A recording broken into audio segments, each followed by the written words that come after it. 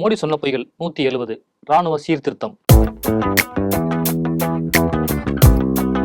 கார்கில் வெற்றி தின 25வது ஆண்டு விழாவில் லடாக் திராஸ் நகரில் 2024 ஜூலை 26ஆம் தேதி பேசிய மோடி, இந்திய ராணுவ வீரர்களின் சராசரி வயது உலகளாவிய சராசரி வயதை விட அதிகமாக இருக்கிறது. அதற்கு அக்னிபத் திட்டம் மூலமாக நாடு தீர்வு கண்டது. ராணுவம் மேற்கொண்ட முடிவின் பேரிலேயே அக்னிபத் திட்டத்தை எனது அரசு அமல்படுத்துகிறது என்றார். முப்படைகளில் 4 ஆண்டு ஒப்பந்த அடிப்படையில் வீரர்களை தேர்வு செய்யும் திட்டம் தான் அக்னிபத். ராணுவம் மேற்கொண்ட முடிவின் பேரிலேயே அக்னிபத் திட்டத்தை தனது அரசு செயல்படுத்தியதாக மோடி சொன்னது பொய். முன்னாள் ராணுவ தளபதி நரவனே அக்னிபத் திட்டத்தில் 75% பேர் நிரந்தர பணிக்காக எடுத்துக் கொள்ளப்படுவார்கள், 25% பேர் 4 ஆண்டுகளுக்கு பிறகு விடுவிக்கப்படுவார்கள் என்றுதான் சொல்லியிருந்தார். ஆனால் அதற்கு நேர்மாறாக மோடி அரசு முப்படைகளுக்கும் அக்னிபத் திட்டத்தை கட்டாயமாக்கியது. 6 மாத பயிற்சி மூலம் தொழில்முறை வீரர்களை உருவாக்க முடியுமா என்பது மோடிக்கே வெளிச்சம். அக்னி வீரர்களுக்கு ஓய்வூதியம், பணிக்கொடை, குடும்ப ஓய்வூதியம், கல்வி உதவித்தொகை எதுவும் கிடைக்கவில்லை. ஓய்வூதிய பணத்தை மிச்சப்படுத்தவே அக்னிபத் திட்டத்தை கொண்டு வந்தார்கள்.